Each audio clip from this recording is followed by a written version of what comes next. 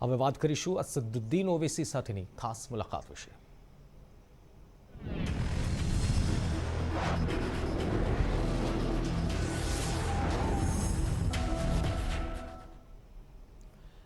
ગુજરાતની વિધાનસભાની ચૂંટણી ખૂબ જ નજીક આવી પહોંચી છે। ગુજરાતની ચૂંટણીના મેદાનમાં અનેક પાર્ટી ઉતરી છે, ત્યારે TV9ની ટીમે AIMIMના અસદુદ્દીન ઓવૈસી સાથે વાતચીત કરીને જાણવાનો પ્રયત્ન કર્યો કે ગુજરાત ચૂંટણીને લઈને તેઓની શું તૈયારી છે, સાથે જ તેમના પર લાગતા તમામ આક્ષેપો પર પણ જવાબ મેળવવાનો પ્રયત્ન કર્યો। પોતાના પર લાગતા રાજકીય આક્ષેપો અંગે અસદુદ્દીન ઓવૈસીએ શું કહ્યું, ભાઈજાન સાથે ખાસ મુલાકાત સાંભળો।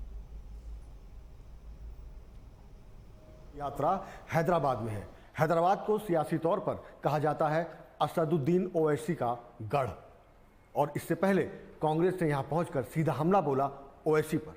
हमारे साथ बातचीत करने के लिए खुद असदुद्दीन ओवैसी साहब हैं, जो हैदराबाद से सांसद हैं। ओवैसी साहब, शुक्रिया आपका, आपने वक्त दिया। सर, पहला सवाल यही है कि भारत जोड़ो यात्रा गुजर रही है, चार मीनार के सामने तिरंगा फहरा रहे हैं राहुल गांधी, और उससे ठीक पहले कांग्रेस की ओर से प्रेस कॉन्फ्रेंस करके मीडिया प्रभारी जयराम रमेश कहते हैं कि ओवैसी तो बी टीम है बीजेपी की, ऑक्सीजन लेते हैं बीजेपी से और बीजेपी को बूस्टर डोज लगाते हैं। अब देखिए, जो ऑक्सीजन की बात कर रहे हैं वो बेचारे एरोगेंस में डूबे हुए हैं, और हम तो अल्लाह से दुआ करते हैं कि इस महाशय की तरह और सौओं की तादाद में लोग राहुल गांधी के तरफ जमा हो जाएं, तो फिर दुश्मन की आपको पॉलिटिकल अपॉइंट जरूरत ही नहीं है। गालिब ने इन्हीं के लिए कहा था कि हुए तुम दोस्त जिसके दुश्मन आसमान क्यों हुए। और जो हम पर इल्जाम लगा रहे हैं कि हमारे लड़ने से इनको फायदा हो रहा है या इनको नुकसान हो रहा है, एक दिन कर ही लेते हैं, दो दो हाथ कर ही लेंगे, 6 मिनट में भगा देंगे इनको हम। आप चुनौती दे रहे हैं जरा? अरे चुनौती उनको नहीं, जिसको भी जो बोलता है हम बोल रहे हैं। दिग्विजय सिंह भी कहते हैं। अरे छोड़िए ना, आपके चचा जान आप कहते थे उनको। छोड़िए, अब ये देखिए ना, हम किसी को अपना चचा बनाते, हाँ हम किसी को अपना मामू जरूर बना लेते हैं। चचा चचा क्या है, कौन है ये इन लोगों की हमको फिक्र नहीं है। आप करिए ना, आप डेटा लेकर आइए, आप बैठिए, बात करिए। हाँ, आप हार क्यों रहे हैं वो नहीं बोल रहे हैं, आप में इतनी दम नहीं है, इतना आप में इंटेलेक्चुअल ऑनेस्टी नहीं है बोलने के लिए कि आपकी लीडरशिप की वजह से देश के प्रधानमंत्री 2 मरतबा नरेंद्र मोदी बन गए। लीडरशिप यानी राहुल गांधी? बिल्कुल। क्या खामियां दिखती है आपको? मैं कौन हूं? आपका लीडरशिप की वजह से हार? नहीं, हम तो कह रहे हैं ना कि जिन लोगों का आप नाम लिए, अल्लाह से दुआ है कैसे और इनकी तादाद बढ़े, इनके अतराफ में यही लोग रहें। उससे क्या होगा? अरे जो अब तक हुआ है वही होता रहेगा मुस्तकबिल में। सर, एक सवाल कांग्रेस की बजाय बीजेपी की ओर लेके जाते हैं। गुजरात में चुनाव चल रहे हैं और मोरबी में एक बड़ा हादसा हुआ है, हालांकि उसके बाद मुआवजे का ऐलान हुआ है, प्रधानमंत्री खुद गए हैं अस्पताल में लोगों को, घायलों को देखने के लिए, उनका दुख बांटने के लिए। आपकी क्या राय है?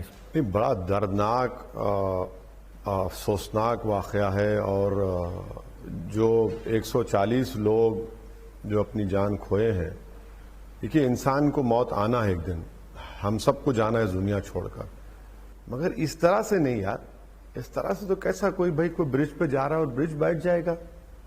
एक एक एक एक एक रिलीजियस फेस्टिवल के मूड में लोग हैं, और जिसका इनॉग्रेशन 3-4 दिन पहले हुआ है, और आप 140 लोग इस तरह मरेंगे, इतने लोग जख्मी हो जाएंगे। ये तो क्रिमिनल नेग्लिजेंस है। और उम्मीद करते हैं कि देश के प्रधानमंत्री, क्योंकि उस प्रदेश के वो मुख्यमंत्री रह चुके हैं और उनकी सरकार वहां पर सत्ता में है, वो इसका ठोस जांच भी करेगी और सही खातियों को गिरफ्तार करेगी। अब टिकट बेचने वाले पे कैसा केस बुक करेंगे बताइए आप? ये मजाक है।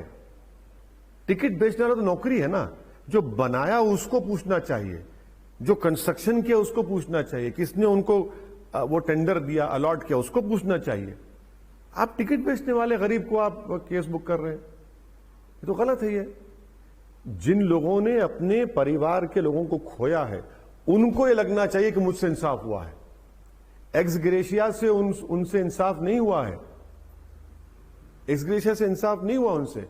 जिन्होंने अपनी मां को, अपनी भाई को, अपने बेटे को, अपने परिवार के लोगों को खोया है, उनको लगना चाहिए कि हां मुझसे इंसाफ हो रहा है। लेकिन भाजपा की ओर से कहा जा रहा है कि जो राजनीतिक पार्टियां इस तरह से बयानबाजी कर रही हैं वो एक तरीके से मौके की तलाश कर रही थी। बिल्कुल, देखिए जो जख्म है उस पर नमक छिड़कने का काम कर रही है। मैं फिर से कह रहा हूं कि लाशों पे सियासत करने का मैं आदी नहीं हूं, ना कभी करूंगा। जो लोग लाशों पर सियासत करते हैं उनको मुबारक हो। हम ये कह रहे हैं कि जो लोग मरे हैं उनसे इंसाफ होना चाहिए, और ये सरकार की जिम्मेदारी है, कॉन्स्टिट्यूशनल जिम्मेदारी है, एक मॉरल रिस्पॉन्सिबिलिटी उनकी। 40 लोग डुप्लीकेट शराब पीकर मर गए, जबकि वहां पे शराब मिलती ही नहीं है। कौन जिम्मेदार है उसका, बताइए फिर। भाई सरकार आपकी है ना, तो आपको तो जो लोग मरे हैं उनके परिवार को आपको बताना पड़ेगा कि हाँ हम इंसाफ कर रहे हैं, उनको इत्मीनान दिलाना पड़ेगा, वो मुतमईन हो कि हमसे इंसाफ हुआ है। बड़ा ही अफसोसनाक वाकया है, रात के अंधेरे में पानी में गिर जाते हैं, लाशें ढूंढ ढूंढ कर लोगों को निकालना पड़ रहा है। बनी बड़ा ही तकलीफदेह बात है। सर, गुजरात की बात करें, अगर गुजरात की सियासत की बात करें तो ताज़ा फैसला है गृह मंत्रालय का, वहाँ के 2 जिलों के जिलाधिकारियों को संदेश चला गया है कि जो माइनॉरिटीज़ हैं अफगानिस्तान से, बांग्लादेश से, पाकिस्तान से आए हुए, अफगानिस्तान के भी, अफगानिस्तान से जो वहाँ माइनॉरिटीज़ हैं, अफगानिस्तान की माइनॉरिटीज़ यानी कि हिंदू, ईसाई, जैन, सिख, बौद्ध, इन सबों को नागरिकता का सर्टिफिकेट नियमानुसार दे दिया जाए। तो पहले से मौजूद है, CAA की जरूरत ही नहीं थी उसकी, तो पहले से मौजूद है, वो उसी आधार पर दिया जा रहा है। वो तो पहले से मौजूद है जी बिल्कुल। तो ये तो नया काम नहीं है। हम ये कह रहे हैं कि आप इस कानून को रिलीजन न्यूट्रल बनाइए। क्या हिंदू भाइयों पर जुल्म हो रहा है, बीजेपी नहीं कहती बांग्लादेश में अभी भी? क्या टीवी चैनल पर आप नहीं चलाया, TV 9 पर, कि बांग्लादेश में? तो आप तो तारीख लगा दिए उसमें। आपने जो दिसंबर, कौन सी तारीख है लास्ट? अब जो क्या करेंगे उसका? क्या हम नहीं देख रहे कि अफगानिस्तान में बीजेपी खुद कहती कि सिखों पर जुल्म हो रहा है? आपने डेट लगा दी। रिलीजन न्यूट्रल करिए। कई हिंदू लोग जो श्रीलंका से आकर रुके हुए, उनको क्या करेंगे आप? हमारा अपोजिशन यह है कि CAA रिलीजन न्यूट्रल कानून होना चाहिए, और CAA का हम अपोज इसलिए कर रहे हैं कि NPR NRC को उससे जोड़कर देखना पड़ेगा आपको। अब सुप्रीम कोर्ट में आया है, देखते हैं क्या होगा। सर, एक और आपकी तरह से एक सियासतदान है, हालांकि वो उनकी 2 राज्यों में सरकार है, आम आदमी पार्टी, गुजरात के चुनाव में वो भी जोर लगा रहे हैं, और उन्होंने कहा है कि नोट पर लक्ष्मी गणेश की तस्वीर होनी चाहिए। आप सहमत हैं इससे? देखिए, उन्हीं के पार्टी के बड़े बड़े लोग लिकर स्कैम में अंदर हैं। नोट कैसे ली? फिर इल्जाम तो लग गया ना उनके ऊपर। फिर एक उनके एक मंत्री साहब जेल में भी हैं, उस पर क्या बोलेंगे? तो कोर्ट तय करेगी। इल्जाम तो लगा उनके ऊपर, कोर्ट क्या करेगा? अब तो कोर्ट तय करेगा। आप इस लक्ष्मी गणेश नोट पर लगे, इससे सहमत हैं? देखिए, मेरा, अगर आप एक डिटेल सवाल चाहते हैं तो मैंने एक तैयार किया था नोट, जो शायद बाद में बताऊंगा मैं, मगर उसमें मेरे ख्याल से एक RBI की कमेटी थी। RBI की कमेटी में कुछ तय हुआ था कि इस तरह से हाँ, वो मैं बता रहा हूं आपको, अगर आप इजाजत दें। 2010 में एक RBI panel report declared that no other personality could better present the ethos of India better than Mahatma Gandhi. तो अरुण जेटली जब फाइनेंस मिनिस्टर थे और कीर्ति आजाद जब MP थे, उनके सवाल के जवाब में लोकसभा में कहा था, उन्होंने इस रिकमेंडेशन को अपहेल्ड किया था, और कलकत्ता और मद्रास हाई कोर्ट कोई पिटीशन डाला था कि किसी और की पोर्ट्रेट हो, उसको डिसमिस कर दिया। तो मैं तो बहैसियत मुसलमान नहीं चाहूंगा कि कोई इस्लाम के कोई पोर्ट्रेट्स नोट पर लगाए जाए। भाई, आप नोट से क्या क्या गंदगी नहीं करते हैं, क्या क्या आप समाज में बुराई नहीं करते हैं, कहां कहां नोट किस तरह रखते हैं आप। मेरा तो जमीर गवारा नहीं करता कि किसी कि मेरे मजहब के जिम्मेदारों की या जो हमारे मुकाम मुक़द्दसा की कोई फोटो लगे। कांग्रेस कहती हो कि जैसे आप बीजेपी की बी टीम है, केजरीवाल भी बीजेपी की बी टीम है।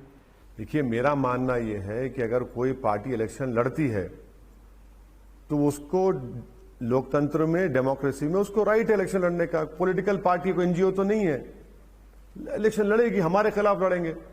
क्या मेरे खिलाफ कांग्रेस नहीं लड़ती इलेक्शन? क्या मैंने कभी कहा कि कांग्रेस वो फलां टीम है? मैं तो कहता हूं आओ मुकाबला करो मुझसे। केजरीवाल की राजनीति कैसे देखते हैं आप? अभी केजरीवाल तो नरेंद्र मोदी के नक्शे कदम पर जा रहे हैं। यही कांग्रेस कहती है कि आप भी बी टीम है, आप कह रहे हैं वो नक्शे कदम पर है। नहीं, देखिए आइडियोलॉजी की बुनियाद पर कहिए।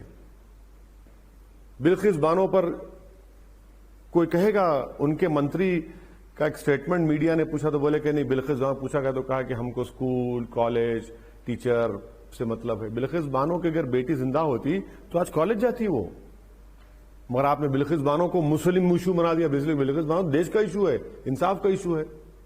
आइडियोलॉजी क्या है आपकी? आप तो देश को बताना चाह रहे हैं कि सिर्फ नरेंद्र मोदी हिंदुत्व की आइडियोलॉजी पर नहीं है, हम भी हैं उस पर कि कांग्रेस पार्टी कम है।